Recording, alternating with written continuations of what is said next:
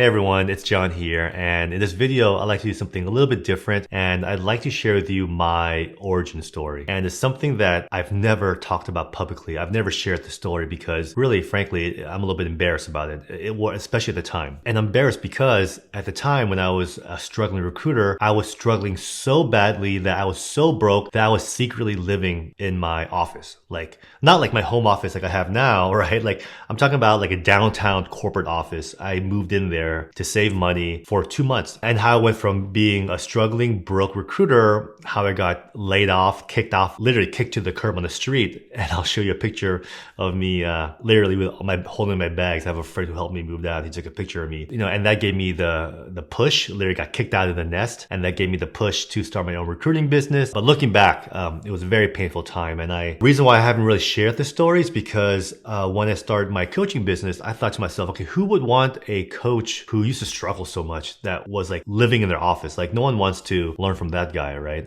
But we've helped over 300 people now, right? Start their own recruiting businesses, become very successful. So now I feel comfortable coming out to you with my humble beginnings. So, all right, here we go. Once upon a time, I was working in downtown San Francisco on Montgomery Street, and I was working at a tech recruiting company, and I was the first hire for that new company, and I helped build a team of recruiters around me. And in the beginning, things were great.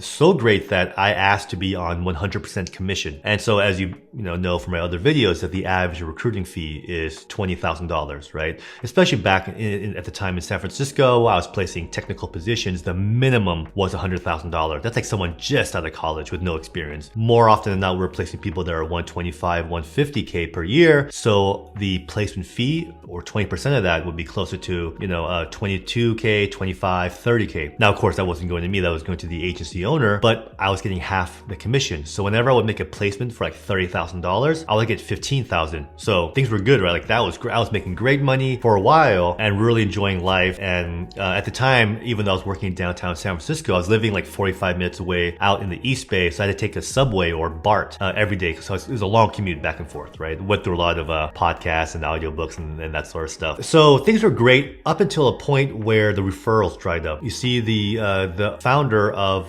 our staffing agency, our recruiting firm, really relied on referrals from key clients and just continuous job orders. So I think they kind of fell into a trap that most recruiting business owners fall into, where when things are good, they become more farmers than hunters, right? Like, hunters are people going out there and constantly trying to win new business, increase their client, and always trying to top off their client portfolio with new clients, better clients, and just kind of upgrade the companies that they serve. Well, I think our business owner at the time, the owner of the agency, she was kind of defaulting into more of a farmer mode, where she would kind of take out the same clients, nurture them, get repeat business. And it was enough business really to keep us sustained. And so I don't blame her. But what ended up happening was when those referrals dried up, when those flow of continuous job orders dried up, we kind of hit a rough patch. And I hit a rough patch because now, instead of making good money every single month, I went on a period of 1 month, 2 months, 3 months with 0 placement, right? Like, we got really close, couple offers, but they all fell through. And now I was sweating because at the time I was not very good about saving money. I was in my 20s, I was enjoying life, and now I was broke. What happened was one night, it was actually Friday night, I was out, in downtown San Francisco. As you can imagine, there's lots of bars. I was single, I was hanging out with friends, stayed out late till last call, had one too many drinks. And then before I realized it, I missed the last subway to go back home. I missed the last BART. So I'm like, well, shoot, I can't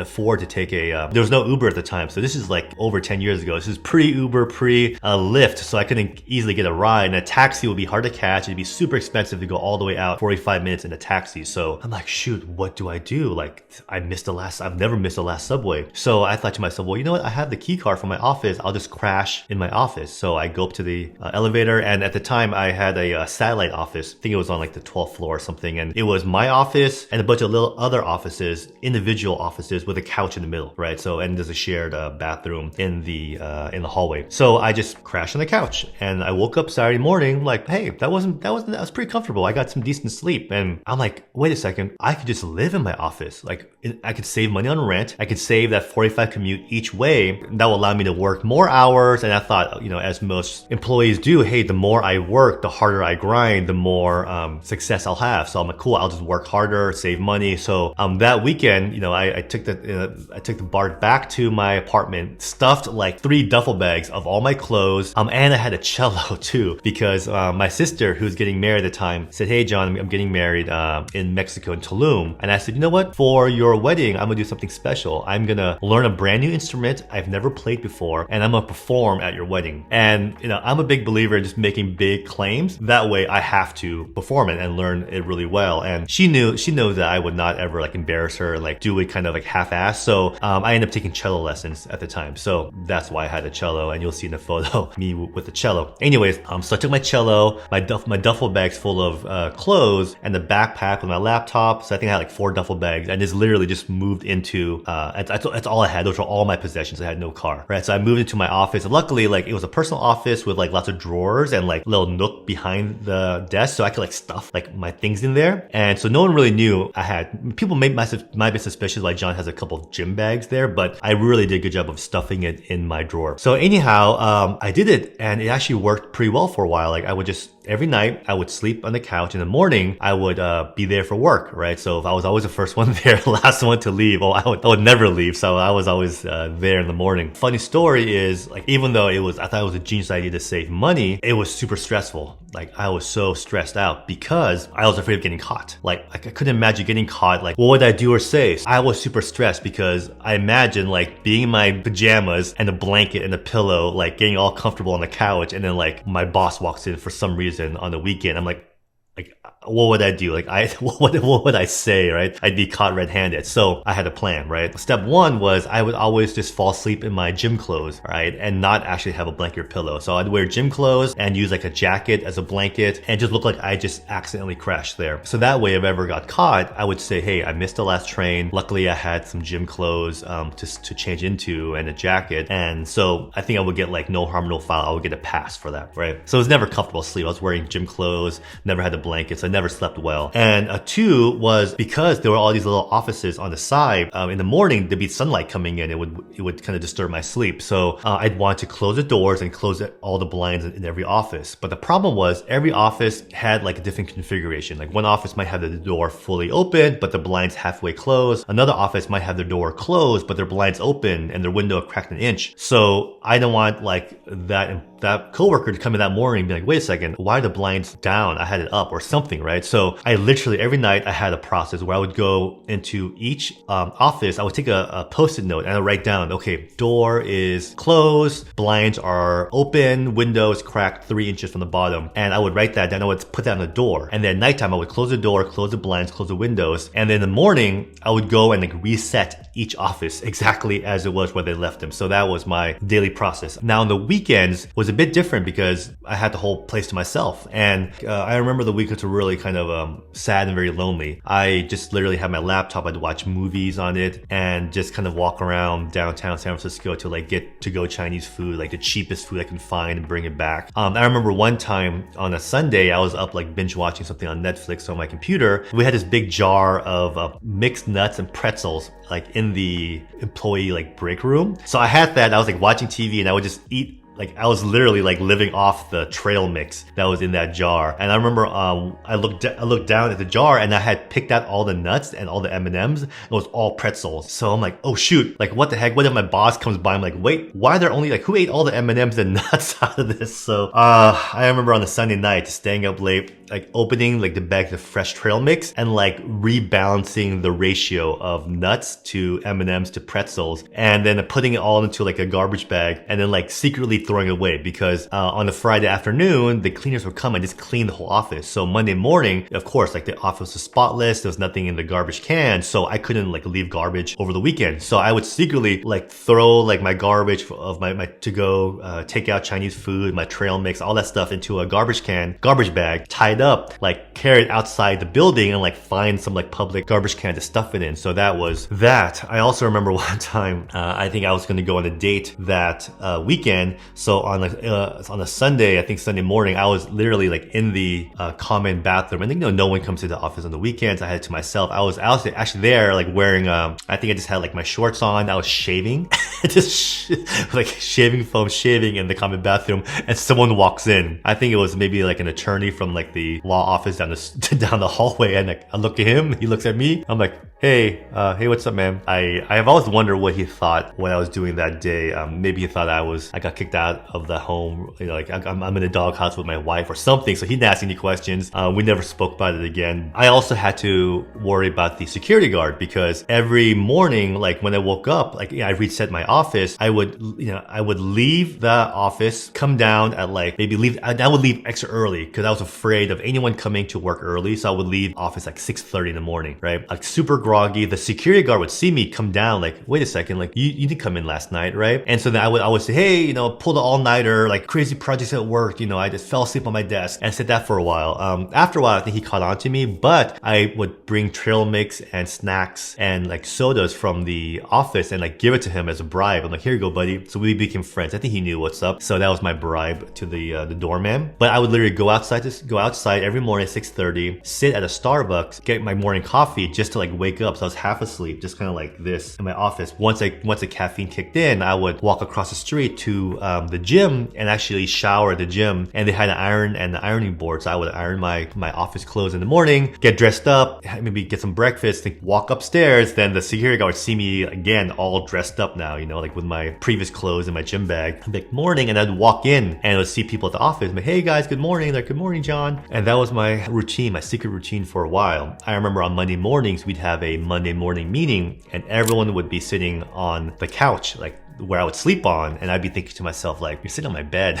But I was super paranoid. Also, as part of my routine is I would lint roll like the entire sofa cushion in case like my hairs or anything and I would like lift the cushions to make sure like I didn't leave any socks because like I was the only guy in my office. So if there was like a guy's sock on the sofa cushion, like it'd be me. Like I wouldn't have an out at that point. So I was super paranoid. I turn over the cushions, look underneath. Not only was I struggling with being broke, not making any commissions, but I was always looking over my shoulder, afraid of getting caught at any point. So that lasted 2 months and it was probably one of the most loneliest, like darkest times of my life. I remember like on a Saturday night, I'd walk around just to get some air, like walk around downtown San Francisco. I'd see couples on dates, friends hanging out at bars, laughing. And I was walking back to my office apartment with a bag of Chinese food, just kind of by myself, just broke and lonely. It was the worst. Yeah, I wasn't sure how I would get out of this mess. Luckily, I didn't have to make that choice because that choice was made for me, where I walked into work one day and my boss was,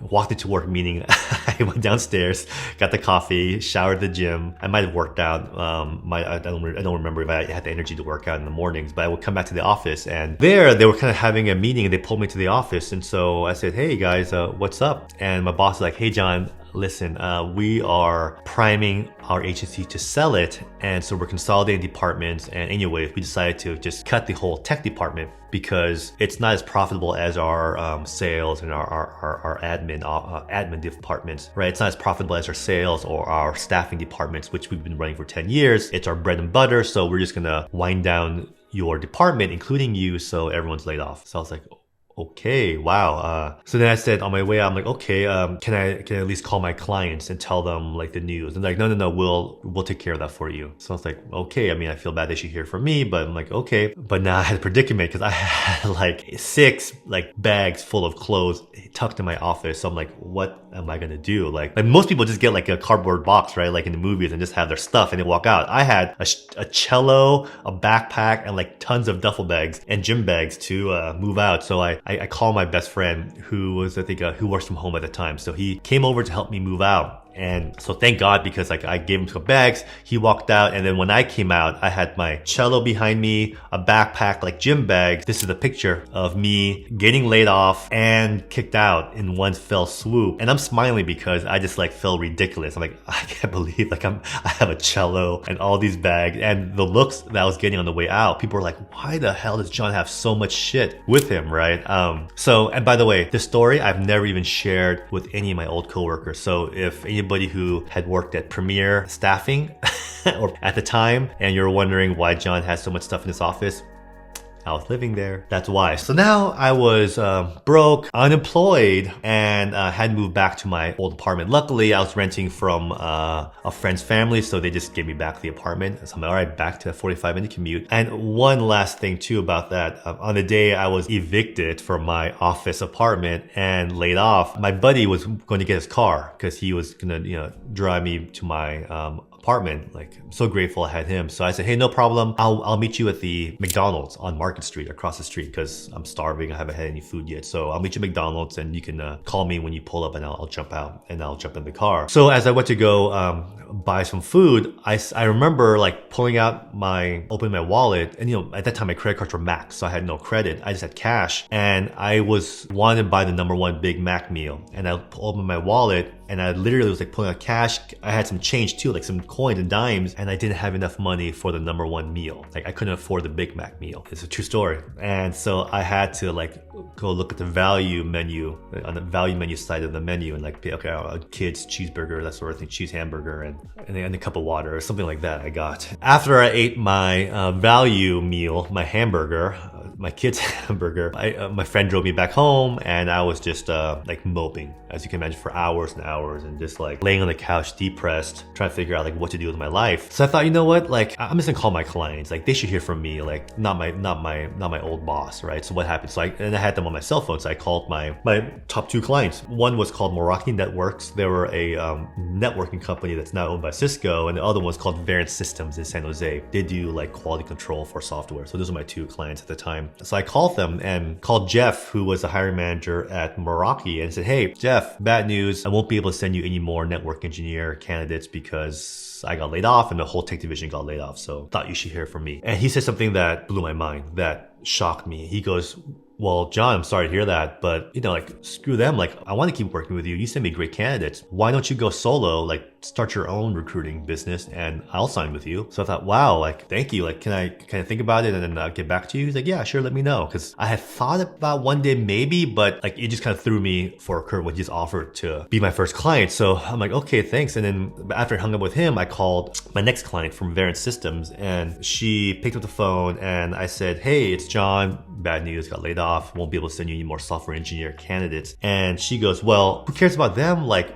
I want to keep working with you, John. Like, why don't you just become a freelance or independent recruiter, just go solo and send me an agreement. We'll sign with you. Like, we'll keep the same terms, 20%. So now at this point, my top 2 clients both said that they would follow me and be my clients if I started my own recruiting business. So at that point, I'm like, all right, I have to, like, what else am I going to do? And I thought to myself, I have a few months of unemployment money coming in, right? I can just live off those value meals for a while. So what's the big risk? And worst case scenario, I can go and probably interview and find another recruiting job. So I gave myself 3 months. All right, in 90 days, let's see what happens. Let's see if I can actually pull this off. So I literally took my old agreement from my old boss, like swapped out their name, put my name on, came up with a logo online, just slapped that on, kept the same language. I figured they paid for a lawyer to like make this a good contract, so I'm not gonna touch it. And I just sent them the same contract that I used when I was an employee there, and it came back signed. So I thought, oh wow, I guess I'm in business. This is real. Like I have 2 signed agreements, I got 2 clients, I better get to work. And what was crazy is when I first started recruiting for those jobs, like the day-to-day job was exactly the same. I would call a candidate and say, hey, this is John from, and I would say like, I was about to say my old employee's name, but then I would, no, it's John from Aspire Recruiting, which was like what I named my business. So other than like switching out the names that I would say John from, the conversations were exactly the same. I would say, hey, I'm calling you because my client's looking for a network engineer with a Cisco certification. You have a great background. Are you open to new opportunities by chance? Would love to tell you more about it. And the whole process of booking the interview, getting the managing the interview process, was all exactly the same. And I remember when I got my first placement, it happened within 30 days. I got lucky. Like I was like, wow, this feels exactly like what I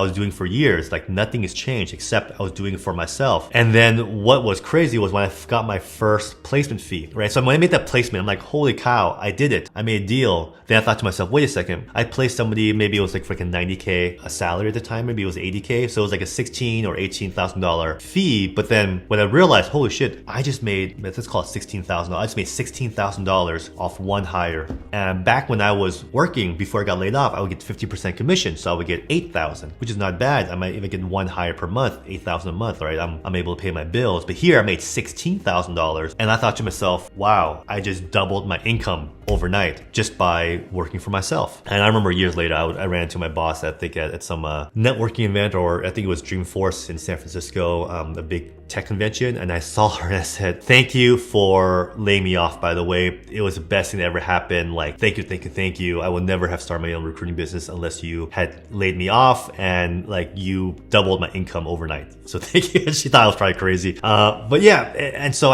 it wasn't until that time I realized that why was I staying at my old recruiting job for so long, right? I was thinking about this for years, that one day maybe if all the stars align, I have all my ducks in a row, I would start my own recruiting business. I would take a stab at it. And it wasn't until I got kicked out that I was forced to give it a shot, right? Also, when I was trying to go and prospect for new clients, right, as the owner of my own recruiting business, I realized that hiring managers, they don't care about the name of my recruiting business. They don't care about my name, how long I've been doing this, none of that stuff, right? Like all these things that I was basically giving half my commission for. I thought, hey, working at Premier Staffing, which was a very well-known recruiting firm in San Francisco, leveraging their name, leveraging their brand allowed me to get new clients, allowed candidates to want to talk to me. They didn't care about that. All hiring managers care about is, do you have a good candidate for me? And also on the flip side, when I was trying to recruit candidates, like they didn't care which staffing company, what recruiting company I was calling from, or how many years I've been. All they cared was like, hey, so what's a job opportunity? They only care about the job I had to sell them on, right, or present them with. And also like maybe it was the tools. Like, okay, maybe I'm giving half of my commission for like the brand, the office. Okay, they don't care about the brand. They don't care about me having a fancy office, right? Most candidates didn't want to come meet me anyways. They just rather talk on the phone. So, but the recruiting tools, then I did the math. I'm like, LinkedIn Sales Navigator was like $100 a month. Like some job boards like were $100, $200 a month. Like things I could easily pay for out of pocket. And so then I realized like this whole time I was giving half of my commission for things that I could easily have paid out of pocket myself. Like, I was like, this is like,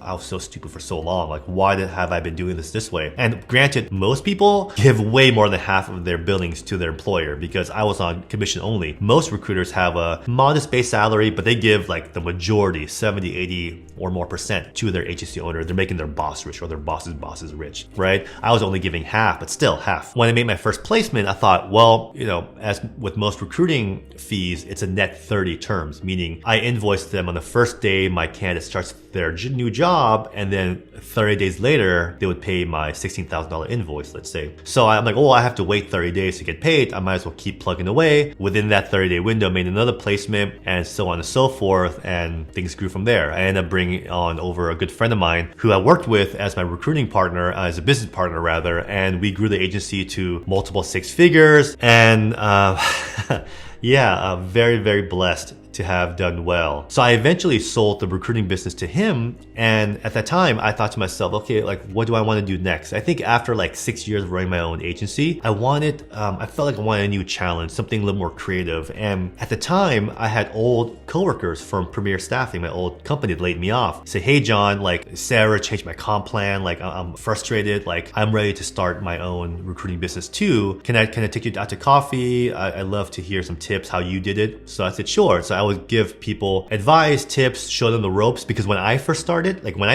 I had no one to show me what to do. Even though I had like, I think 8 years of experience at the time recruiting, like I had no experience running my own recruiting business. So just the day-to-day operations, how like doing it for myself, selling myself. Because before I would say, hey, I'm calling from Premier Staffing, and then like that was my intro. Now instead of selling my agency, I was selling me. Hi, I'm calling to see if you want to work with me, John, little old me, a one-person recruiting business, right? So it was all new. I made a lot of newbie mistakes. So even though I made a placement within the first 30 days, it was rough. Like I really had to work hard and grind, right? At the time, like almost 10 years ago, you gotta understand, there were no mentors, coaches, automation tools, like none of that stuff. I had to figure out this on my own the hard way. I think I had one mentor, one person who I knew had started their own recruiting business, but I never felt comfortable to reach out to him like, I think twice I took him out to coffee to pick his brain, but like I didn't feel comfortable reaching out to him every single week or every other day whenever I had a question. And what ended up happening was like just by me giving some pointers to some old coworkers of mine, I saw them get results way faster than I did on my own. Like they were able to get clients within weeks and make multiple placements within months just by following the process that I kind of figured out on my own the hard way. And I was so happy for them. So I thought, you know what? Hey, maybe this can be a thing. So I started doing one-on-one coaching, free in the beginning, then for a little bit of money. You know, as you guys can imagine, that kind of just grew into this full-blown program now called Recruiting Accelerator. We've been around for a little over 4 years. We help over 300 people successfully start their own recruiting businesses. And basically all I did was just share with them my process, my journey that I did from that broke, struggling recruiter living in his office who branched out on his own, started his, got some clients and grew it from there, from the ground up, right? Without anyone showing him how to do it, just figured it out the hard way through trial and error. I just shared with them my process. I kind of had the 6-step process and just a little game plan that I followed every single day and every single week for my business. And just by sharing that with them, seeing those results, like really inspired me to do this and help other people who were once like me. It really gave me the motivation to help people who were similar to me. Because like when I meet people who say, yeah, John, I'm struggling as a recruiter. It's tough, not making a lot of money. Like I can literally say, hey, I understand. Like I was you, or I was in your position. And I do understand feeling frustrated every day you come into work, feeling like there's more out there and like there's more potential that you have to do more, make more money, have more freedom, have more. You just don't know how. You don't know the pathway, or you see the pathway but you don't know how to like implement those steps, right? Especially if you have a 9-to-5 job and you want to do this kind of on the side, part-time, under the radar. We have a process called stealth mode that allows you to run it, because not everyone could be in a position like me where you get laid off, so you can just go all in, right? Most people prefer to keep their 9-to-5 job. I always recommend that if possible, so you can keep some income coming in while you launch your recruiting business. So anyways, this is a happy ending. I will say that I recall one specific night I was walking with my girlfriend downtown at the time, now my wife, but we were just dating. I was taking her on like an anniversary date or something, and it was, I think we went to like a 1 Michelin star sushi restaurant past Market Street, and as we were walking down Market, I looked up and I pointed to her. I said, wow, look, that's my old office where I used to, remember I told you a story how I used to live in my office? That's an office, and that's a Starbucks. I would get coffee every morning. That's a gym, the Crunch Fitness. I would go and shower there every morning, and that's the McDonald's where I couldn't afford a Big Mac. And so walking by now, I have fond memories of those humble beginnings. It makes me feel extremely grateful and lucky that I got out of that hole. Like I got lucky. Like I don't claim to be particularly smarter than anybody else or even harder working. Like I think just kind of I was average at the time, I think, and I just got lucky. I got lucky that I had a best friend to help me move out of my office to rent me his cousin's apartment for cheap out, and so I had a place to stay always. I got lucky that those 2 clients of mine, became my first clients, and they followed me, and they encouraged me to branch out my own. Like I would not have done this, not have started my own recruiting business, become a recruiting entrepreneur had it not been for those 2 clients. So Jeff and Vivian, if you're listening to this, thank you very much for the vote of confidence and the encouragement. Feel very, very grateful to be able to do what I do every single day. And what I do is literally, I'm just being that person that I wish I had when I first started. Like I wish I would have given anything to have somebody from day one when I started my recruiting business say, hey, here's the game plan. Just follow this roadmap. It's all, you follow this, you'll have a smooth, easy ride. If I had someone like me show me at the time how to get new clients, how to run automations, run tools, I'd have to work so hard. I mean, I used to spend 3-4 hours per day manually sending out LinkedIn messages, emails, leaving voicemails, leaving second, third, fourth voicemails, like working the hard way, right? Just to move the needle a little bit. And these days, when we help our new program members, they just install the automations. We have everything on the template. We just push it over to them. They launch within 48 hours, and they're getting clients like within weeks. And I'd lie if I say I was a little bit jealous of their success, right? You go on my LinkedIn profile, on my website, you see all these testimonials and recommendations from people getting their first placement within first 45 days, first 60 days, right? And multiple placements within the first 90 days. And yeah, I kind of wish I had that easy button that you push, right? So yeah, that's why I do what I do. Since then, it's gone from me doing all the work, all the coaching, to now I have a team of coaches. I have a team of client success managers who are dedicated to each person, and they're assigned to make sure they succeed. So there's a lot of support. It's a very, very collaborative community. So I'm very, very grateful that every single day I get to reach out to and help people who were once like me. Once had the dream to start their own recruiting business one day, never pulled the trigger because they never knew how, or would always wait for the stars to align. Or maybe people like me at the time when I got laid off and now they are out of work. They don't know what to do. They know they have skills and ambition, but don't know like the vehicle. Like they want the opportunity vehicle, and I can give them that roadmap. So that's my origin story. So you can probably understand why I've been shy and scared to share this, because when I was first reaching out and when I was first trying to get new coaching clients, I thought for sure if anyone knew how much I struggled, they'd be like, I don't want to learn from that guy. He's a struggle bunny. He was a loser, right? He couldn't afford McDonald's. So I kept this story hidden, and then I was too scared to share it. For a while, like it kind of ate at me, because in the beginning I would like showcase what I knew, and I had this huge imposter syndrome because I was out there doing my marketing, talking about how I had so much success in my own recruiting business, how I can help other people do the same. But secretly I had this past that I was ashamed of me living in my office, struggling. Like I had to shower at the gym every day and hide my clothes in my drawers and live rent-free in my office and live off the trail mix and the free snacks in my offices some days. So yeah, now you guys know. Yeah, thanks for listening. I think this is mostly me getting this off my chest. Yeah, I wanted to also let people know that if you are struggling financially, if you are wanting and hoping for something better for yourselves, but you're not sure how, and you know that recruiting is the vehicle for you, but you're still unsure of how to go about doing it, how to get clients, how to do it while keeping your 9-to-5 job. There are resources out there, right? There are people to help you. It doesn't have to be me. You can find other mentors, coaches that help people in this way. But if you resonate with kind of what I've said, my approach, who I am, like the people that I've helped, like you want to learn more, just in the description, I'll include a link to a training video that breaks down the exact 6-step process. It's like no fluff, no marketing. It's just like step 1, do this, step 2, do this. And we've had many clients just literally take that free video that they watch, the free training video. It's like 25, 28 minutes long. And they've just applied it. Like, cause I have scripts I give you in that video. They applied it and they got clients for themselves. And then after months of that, they're like, hey, John, I've made money off your free videos. I want to learn about your coaching program, right? So literally, like, I'm saying that because there's actionable tactical advice in the training video that you want. It really is a training video. It's not the marketing video. So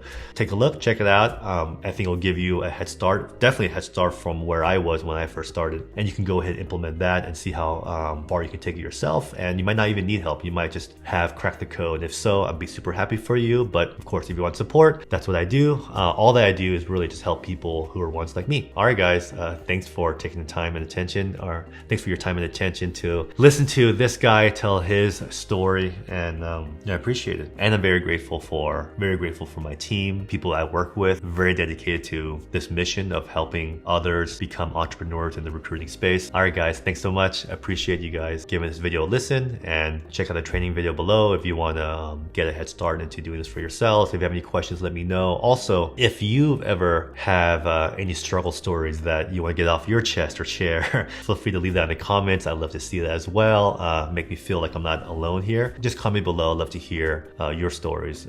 If you have any war stories as well that you might relate to, or you might want to share as well, maybe for the first time, leave that in the comments below. I personally read all of them and would love to hear from you. All right, take care. Bye now.